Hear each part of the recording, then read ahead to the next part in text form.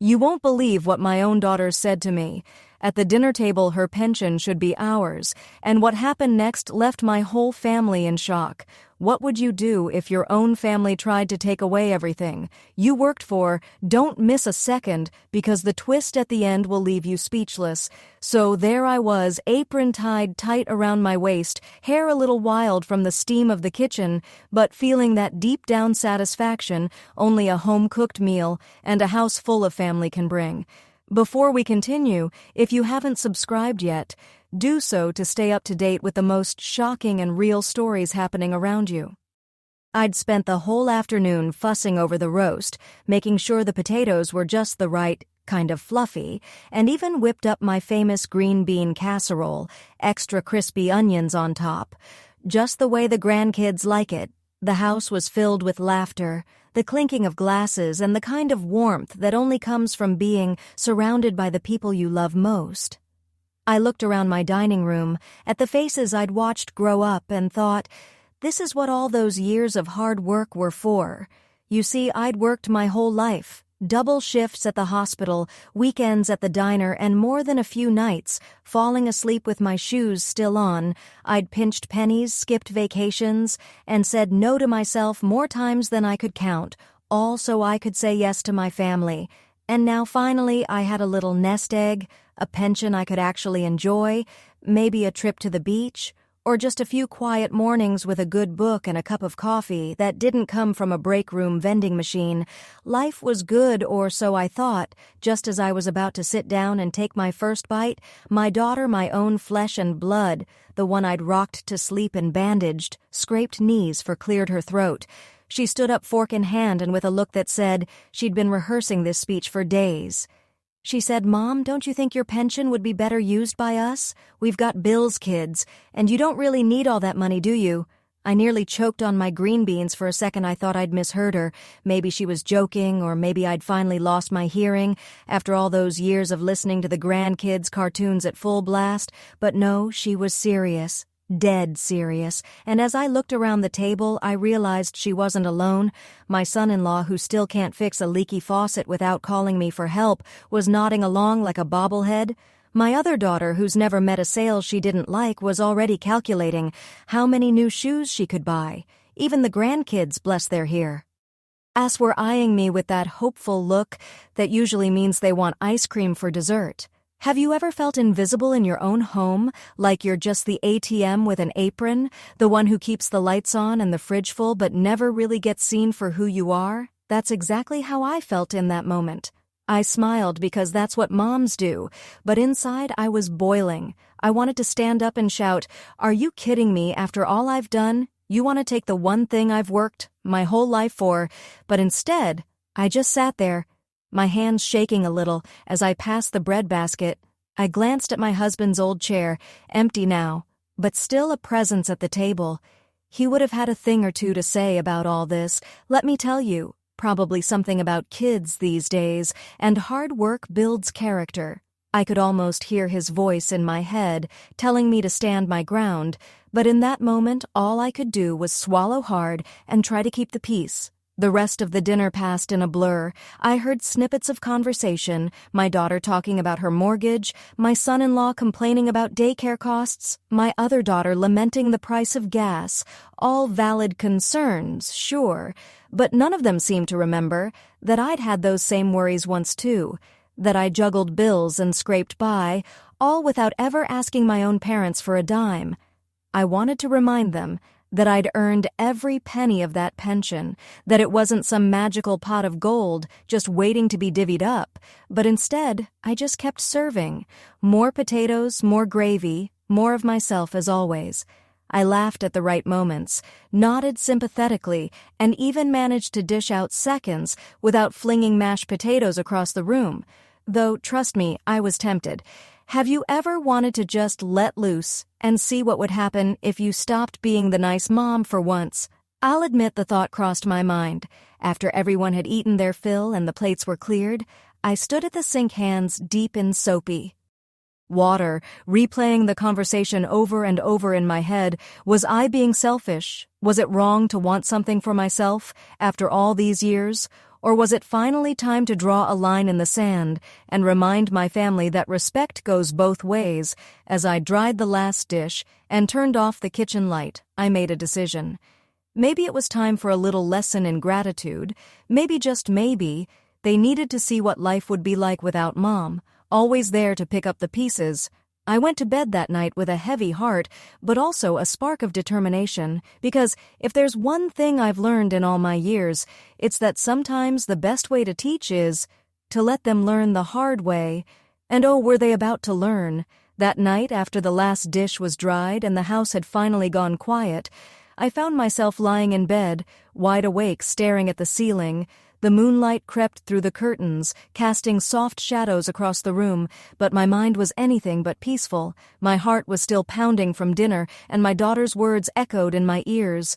Her pension should be ours. I kept replaying the scene, wondering if I'd somehow misunderstood, or if maybe I was just being too sensitive.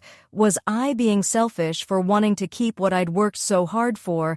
Should I just hand over my hard-earned money and let them use it as they pleased? The question swirled around in my head, refusing to let me rest. I thought back to all those years of double shifts at the hospital, coming home with aching feet and a sore back, but still managing to put dinner on the table, years of missed vacations, watching friends post pictures from sunny beaches while I clipped coupons at the kitchen table, years of saying no to myself so I could say yes to my kids, new shoes for them, hand-me-downs for me, birthday parties, school trips, braces and college funds, all paid for with love and sacrifice. I remembered the nights I'd stayed up late worrying about how to stretch $1 just a little further and mornings, I'd gotten up early to make sure everyone had what they needed before I headed out the door. I'd done it all without complaint, because that's what mothers do.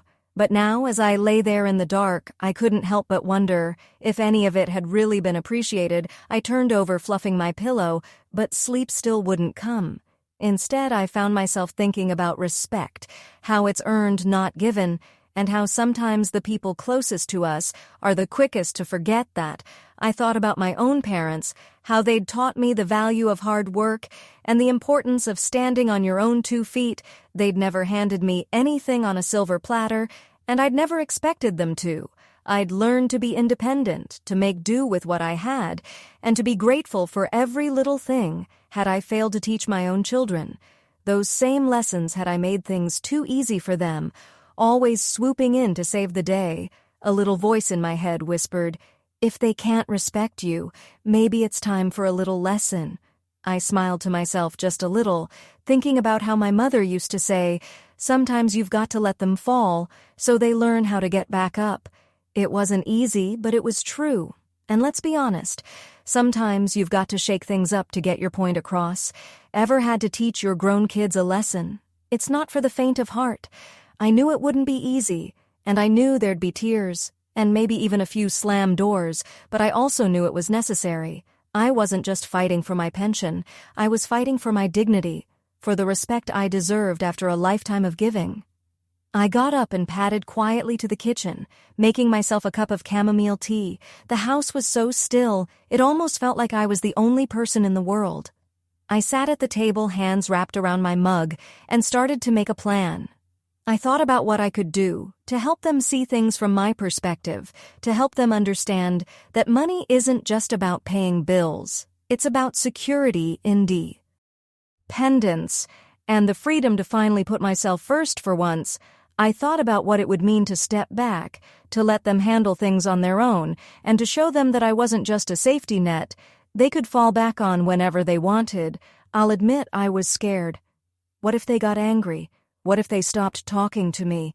What if I ended up alone with no one to share my golden years with? The fear was real. But so was the excitement. For the first time in a long time, I felt a spark of something new, a sense of possibility of taking control of my own life. I realized that I'd spent so many years putting everyone else first that I'd forgotten what it felt like to stand up for myself. Maybe it was time to remember. I finished my tea and went back to bed, feeling a little lighter. I knew what I had to do the next day. I'd call a family meeting. No more tiptoeing around the issue, no more pretending everything was fine. I'd lay it all out on the table, my feelings, my fears, and my expectations. I'd let them know that my pension wasn't up for grabs, and that if they wanted my help, they'd have to start showing me the respect I deserved. I'd remind them that I was more than just a bank, I was their mother, and I'd earned the right to enjoy the fruits of my labor. As I drifted off to sleep, I felt a sense of peace settle over me. I knew it wouldn't be easy, and I knew there'd be bumps along the way, but I also knew that I was doing the right thing. Sometimes, the hardest lessons are the ones that matter most. And as the first light of dawn crept through the window, I was ready to teach it. The next morning I woke up with a sense of purpose. I hadn't felt in years, no more tossing and turning, no more second-guessing myself. I brewed a strong cup of coffee, none of that weak stuff my daughter likes, and sat at the kitchen table waiting for everyone to wake up. The house was quiet, but I could hear the familiar sounds of my family starting their day, the thud of little feet running down the hall. The clatter of cereal bowls, and the low hum of my son-in-law grumbling about the lack of cream cheese for his bagel. I took a deep breath, straightened my shoulders, and called out, "Family meeting living room now. No pot roast, no pie, no sweet treats to soften the blow, just me, my coffee, and a look that said, 'Don't mess with Mama.'" They shuffled in one by one, looking confused and a little nervous. My daughter tried to flash me her best, "I'm your favorite" smile, but I wasn't having it. My son-in-law looked like he'd rather be anywhere else. And the grandkids, bless their hearts, just wanted to know if this was going to interfere with their Saturday morning cartoons. I waited until everyone was settled, then set my coffee down, with a little more force than necessary. I could feel their eyes on me, waiting to see what this was all about. I started calmly, my voice steady but firm. "I want to talk about what happened at dinner last night," I said, looking each of them in the eye, "about my pension and about respect." I paused, letting the words hang in the air. "If you think my pension is up for grabs, maybe you should try living without it." I could see the confusion on their faces, so I decided to make it crystal clear. "So I've decided to take a little vacation.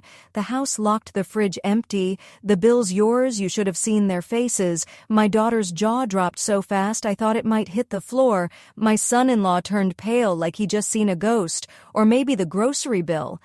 The grandkids looked at each other wide-eyed, and the oldest whispered, "Does this mean no Wi-Fi?" I almost laughed, but I kept my poker face. I wanted them to really feel it, to understand that I wasn't just making idle threats. I explained that I'd already made arrangements.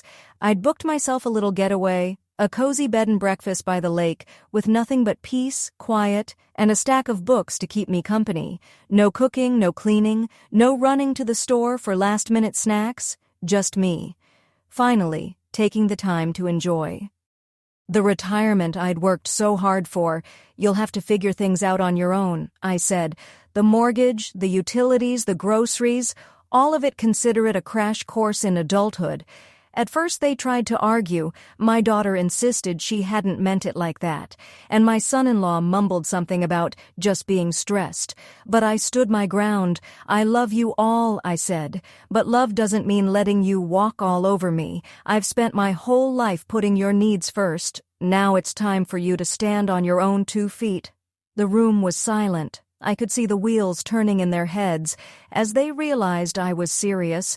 My daughter looked like she might cry, and my son-in-law started calculating how much was left in their checking account.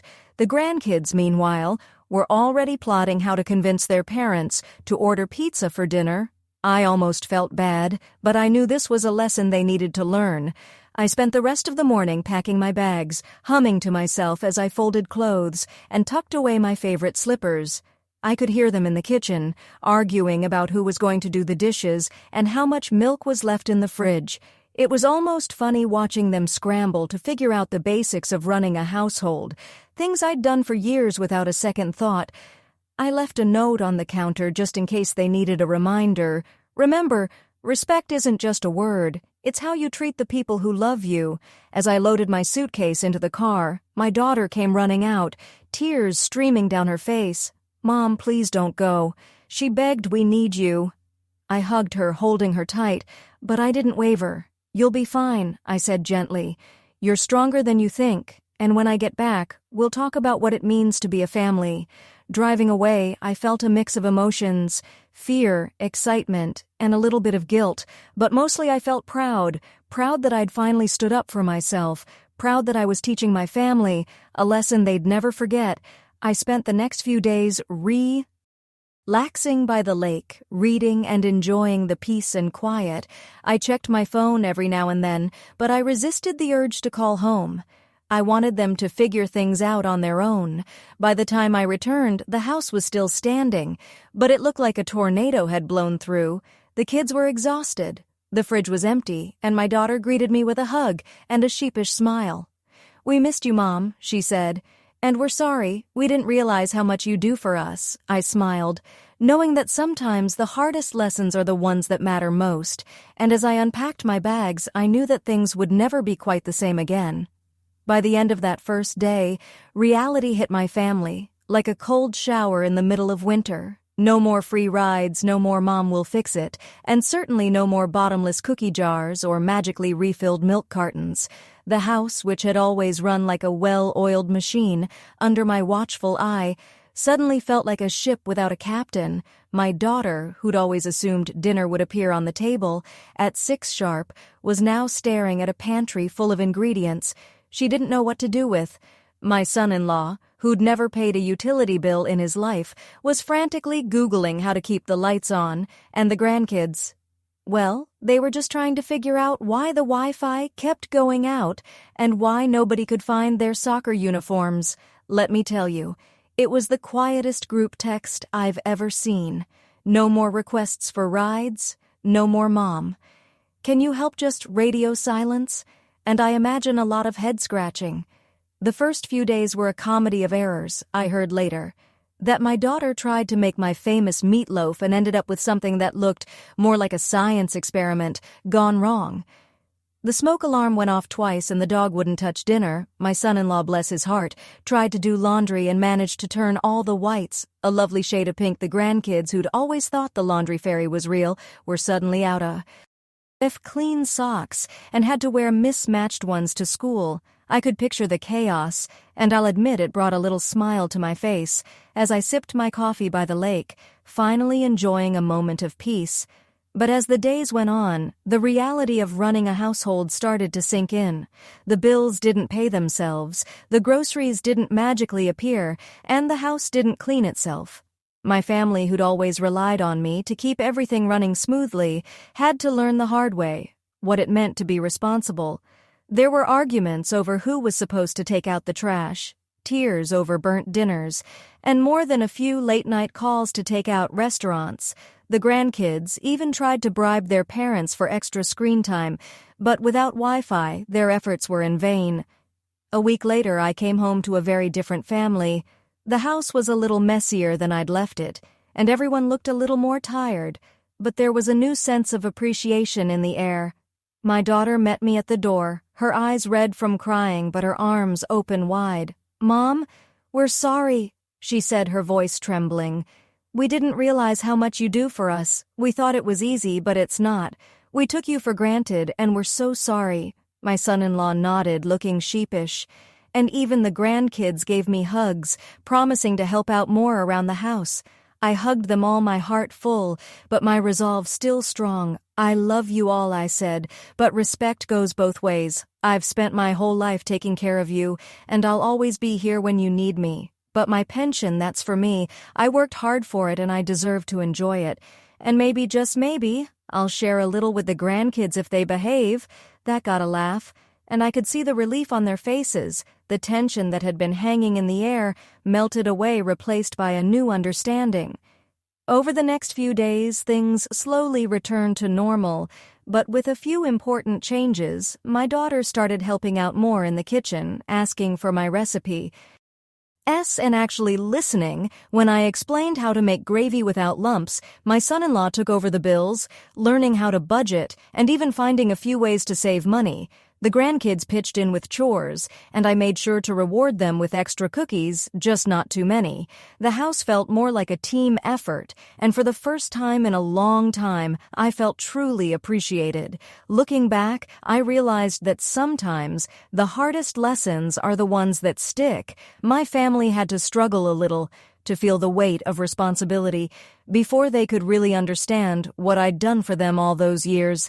It wasn't easy, and there were moments when I doubted myself, but in the end it was worth it. I got my respect, my peace of mind, and a little more freedom to enjoy the retirement I'd earned. And as for my pension, well, it's still mine, tucked away for rainy days and the occasional treat. I use it for things that make me happy, a new book, a day at the spa, or a trip to visit old friends. I still help out when I can, but now it's on my terms, and my family knows better than to take me for granted.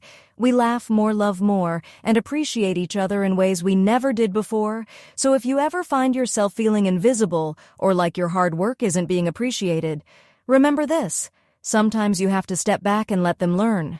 It's not easy, but it's worth it. And who knows, you might just find a little more happiness for yourself along the way. So ladies, have you ever had to teach your family a lesson? Or maybe you've got a story that tops mine. Drop it in the comments, I'd love to hear it. Betrayal and greed often come from those we trust the most. It's a bitter truth that some hearts value wealth over love and loyalty. But the wise do not break. They observe, endure, and choose silence over revenge. Their strength lies in knowing that dignity cannot be stolen, and justice always finds its way, even if it arrives quietly. Thank you for watching this video. Share your thoughts in the comments. I truly value every story and every voice. Don't forget to subscribe to Tears and Strength and share this video with your friends.